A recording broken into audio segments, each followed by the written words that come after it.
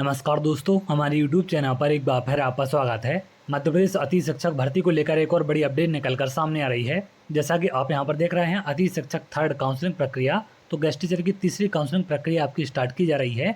इसको लेकर डीपीआई की तरफ से आदेश भी आपका जारी कर दिया गया। अब किस प्रकार से आपकी ज्वाइनिंग कराई जाएगी, इन सब की तमाम जानकारी आदेश में आपको दी गई है।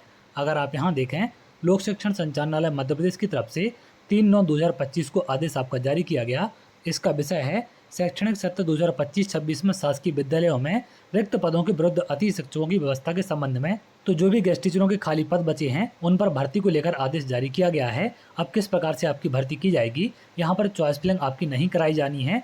आगे आप देखें, उपरोक्त विषयांतर्गत संदर्भित पत्र अनुसार शैक्षणिक सत्र 2025-26 में शासकीय विद्यालयों में नियमित शिक्षक की अनुपलब्धता होने पर शैक्षणिक व्यवस्था के सुचारू रूप से संचालन हेतु अति शिक्षकों की व्यवस्था का प्रावधान है। वर्तमान में अधिकतर विद्यालयों में अति शिक्षकों की व्यवस्था हो गई है। सितंबर माह से उद्भूत होने वाली रिक्तियों पर अति शिक्षक व्यवस्था हेतु निम्नानुसार निर्देश प्रसारित किए जाते हैं। तो सितंबर माह में जो भी आपकी भर्ती होंगी या फिर जो भी आपके पद खाली बचे हैं उन पर भर्ती को लेकर यहाँ पर निर्देश आपको दिए गए हैं। आगे आप देखें, अति शिक्षक आमंत्रण हेतु एजुकेशन पोर्टल 3.0 अंतर्गत guest faculty management system module पर शाला प्रभारी के लॉगिन पर विकासखंड पैनल मेरिट सूची उपलब्ध है। तो शाला प्रभारी की लॉगिन आईडी पर विकासखंड पैनल की मेरिट सूची उपलब्ध है।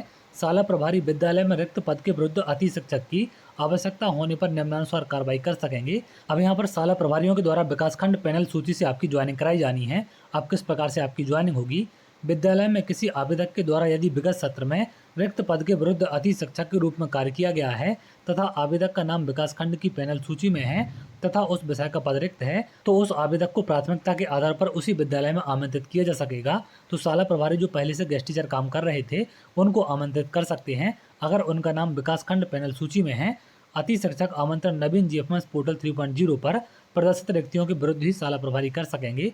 तो जो पोर्टल में आपके पद खाली हैं उन्हीं के विरुद्ध यहाँ पर ज्वाइनिंग कराई जा सकती है। शाला प्रभारी द्वारा उनके विकासखंड की पैनल की मेरिट सूची में उपलब्ध आवेदकों से सूची में दिए गए दूरभाष नंबर पर संपर्क कर आवेदकों को मेरिट क्रम में आमंत्रित किया जाएगा। मेरिट क्रम में आवेदक द्वारा दी गई सहमति असहमति की प्रविष्टि जीएफएमएस पोर्टल पर शाला प्रभारी संलग्न परिशिष्ट 1 पर प्रमाणित कर कारणा सहित अपलोड करेंगे। तो यहाँ पर मोबाइल नंबर के माध्यम से आपको जानकारी दी जाएगी कि आपका विकासखंड पैनल में नाम है और मेरिट के आधार पर आपका चयन हुआ है। तो मोबाइल नंबर के माध्यम से इसकी जानकारी मिलेगी। मोबाइल नंबर ऑलरेडी उनके पास आपका पहुँच चुका है, जो आपने अपनी प्रोफाइल बनाई थी उसमें आपका मोबाइल नंबर पहुँच जाता है। आगे आप देखें, जिस आवेदक को विद्यालय में अति शिक्षक के रूप में शिक्षण कार्य हेतु आमंत्रित किया गया है, संबंधित को जिस दिनांक को विद्यालय में उपस्थित कराया गया उनकी एजुकेशन पोर्टल 3.0 अंतर्गत मॉड्यूल से ज्वाइनिंग की प्रविष्टि उसी दिनांक की जाएगी। तो जब आपको विद्यालय में उपस्थित कराया जाएगा उसी दिन में आपकी पोर्टल पर ज्वाइनिंग करा दी जाएगी। शाला प्रभारी आवेदकों की विकासखंड मेरिट सूची से ही आवेदकों को आमंत्रित करें।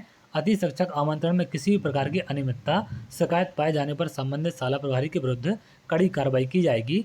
शाला प्रभारी मेरिट क्रम में आमंत्रित किए गए आवेदकों का स्कोर कार्ड में दर्ज दस्तावेजों का परीक्षण कर दस्तावेज एवं स्कोर कार्ड में दर्ज जानकारी में भिन्नता पाए जाने पर आवेदक की अति शिक्षक हेतु पात्रता निरस्त की जाएगी। तो आपके स्कोर कार्ड में आपके डॉक्यूमेंट में अगर कोई जानकारी गलत पाई जाती है तो आपकी यहाँ पर पात्रता निरस्त कर दी जाएगी। अति शिक्षक की प्रक्रिया पूर्णतः ऑनलाइन है।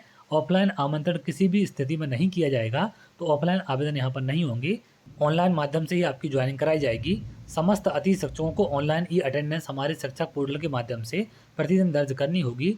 संबंधित की उपस्थिति ई अटेंडेंस के आधार पर ही मान्य कर मानदेय का भुगतान किया जाएगा। उक्त कार्रवाई दिनांक 3/9/2025 से आरंभ हो सकेगी तथा अति शिक्षक को ऑनलाइन दिनांक 8 सितंबर 2025 से कराया जा सकेगा।